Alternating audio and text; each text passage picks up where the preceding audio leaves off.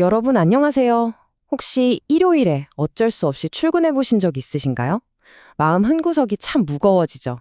오늘은 아주 현실적이면서도 우리의 삶을 꿰뚫는 무거운 주제, 바로 주일 근무와 신앙 사이의 딜레마를 다루는 흥미로운 자료를 하나 해설해 드리려고 합니다. 밥벌이의 팍팍함, 그리고 주의를 거룩하게 지켜야 한다는 신앙적 양심. 이 두 가지가 부딪힐 때 참 난감하잖아요. 치열한 직장에서 살아남기 위해 고군분투하면서도 신앙을 지켜내고자 애쓰는 분들이라면 오늘 살펴볼 내용이 이 복잡한 상황 속에서 아주 훌륭한 나침판이 되어줄 겁니다. 자, 그럼 바로 시작해 볼까요? 신앙이냐, 생계냐? 와, 이거 정말 삶을 통째로 흔드는 엄청난 질문 아닙니까? 이 갈등의 무게를 온전히 이해하기 위해 본 자료는 이 문제를 개혁주의 청교도의 관점에서 아주 깊이 있게 파고듭니다. 이분들의 시각에서 주일은요, 일주일 내내 고생하다가 하루 푹 쉬는 그런 단순한 휴일의 개념이 아니에요.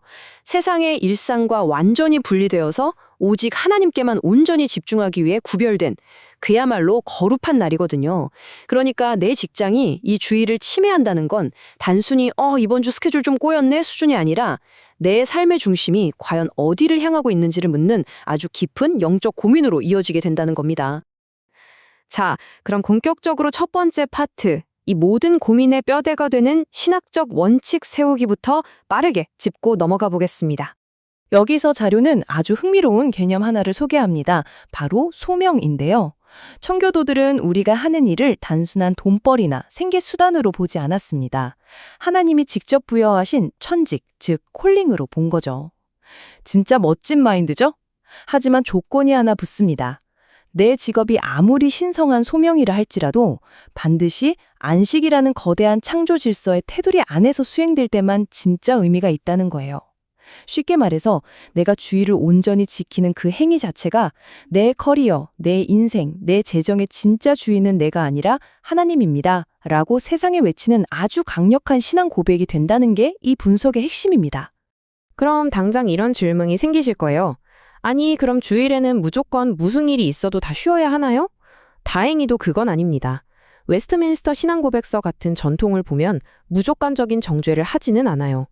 의료, 소방, 재난구조같이 생명을 살리는 자비와 필수의 사역은 주일 근무에 예외로 허용하고 있거든요.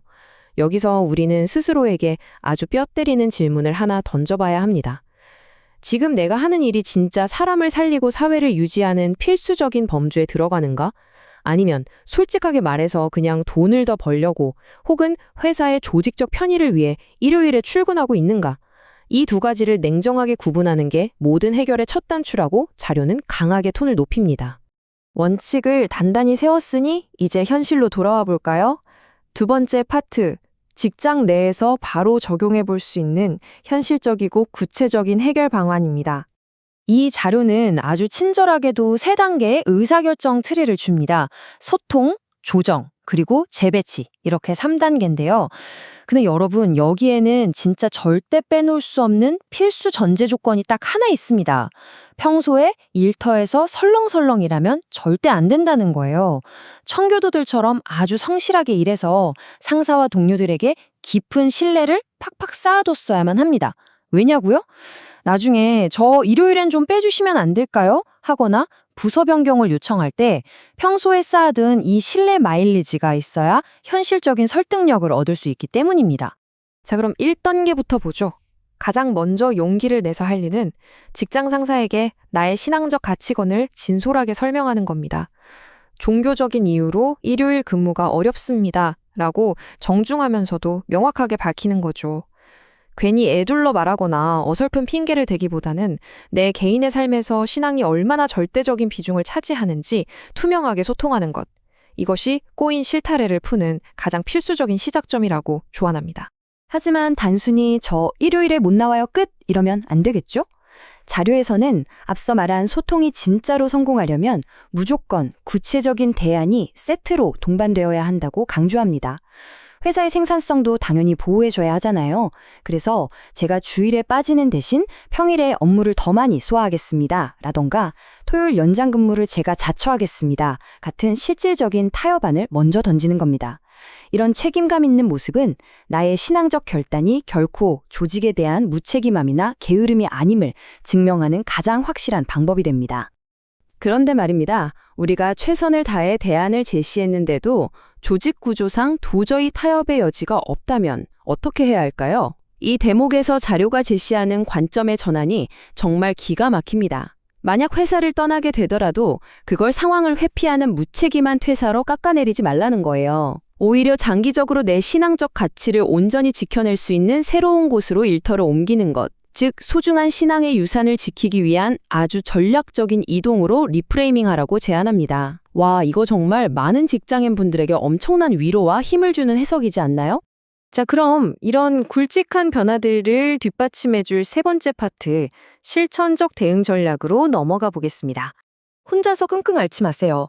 직장 내의 변화를 지혜롭게 이끌어내기 위해 자료가 가장 먼저 추천하는 액션은 교회의 목회자나 이미 비슷한 눈물겨운 갈등을 돌파해낸 신앙 선배들을 찾아가 조언을 구하라는 겁니다. 공동체 안에서 나누는 생생한 경험담만큼 현실적인 가이드라인이 없거든요. 그리고 또 하나, 너무 한 방에 모든 걸 뒤집으려 하지 마세요. 매주 일을 출근하던 걸 당장 끊어낼 수 없다면 일단 격주 근무로, 그 다음엔 월 1회 근무로 줄여나가는 식으로 점진적인 목표를 세워 차근차근 협상해 나가는 지혜가 필요합니다. 자, 이 부분은 진짜 현실적인 꿀팁인데요. 주의를 온전히 지키려면 어느 정도 소득이 줄어드는 걸 각오해야 할 수도 있습니다. 그래서 이 자료는 청교도 특유의 검소함을 장착해서 라이프 스타일 자체를 확 다이어트하라고 조언해요.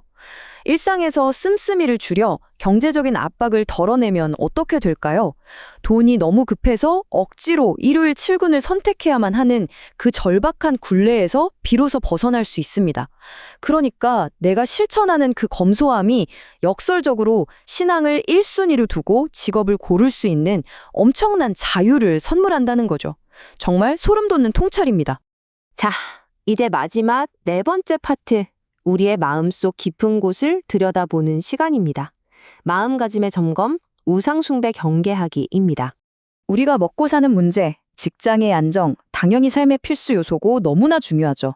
하지만 자료는 아주 날카롭게 지적합니다. 이 직장과 경제적 안정이 내 신앙적 가치보다 더 높은 곳에 자리 잡는 절대적인 목적, 즉 우상이 되어서는 안 된다고요. 성경에 나오는 먼저 그의 나라와 그의 의를 구하라는 말씀처럼 말이죠. 이 자료의 깊은 신학적 렌즈로 보면요. 우리가 주의를 지키기 위해 직장 상사를 설득하고 대안을 찾고 때로는 경제적 손실까지 묵묵히 감수하며 치열하게 버티는 그 모든 과정. 하나님은 그 눈물겨운 발버둥 자체를 아주 기쁘게 받으시는 예배로 보신다는 겁니다. 갈등 속에서도 신앙의 우선순위를 잃지 않으려는 노력 자체가 엄청난 가치가 있다는 뜻이죠. 오늘 해설을 마무리하면서 이 자료 맨 마지막에 등장하는 아주 묵직하고 긴 여운이 남는 질문 하나를 여러분께 직접 던져드리고 싶습니다. 지금 여러분이 일요일에 출근해서 다루고 있는 그 업무, 과연 누군가를 위해 반드시 필요한 생명을 살리는 필수적인 사역에 해당합니까? 아니면 그저 회사의 이윤을 남기고 조직을 편하게 굴리기 위한 상업적 편의에 불과합니까? 이 질문에 스스로 어떤 대답을 내리느냐가 어쩌면 여러분이 겪고 계신 신앙과 생계 사이의 그 지독한 딜레마를 풀어낼 가장 결정적인 열쇠가 될지도 모르겠습니다. 여러분의 대답은 무엇인가요? 오늘 준비한 자료 해설은 여기까지입니다. 끝까지 함께 고민해 주셔서 감사합니다.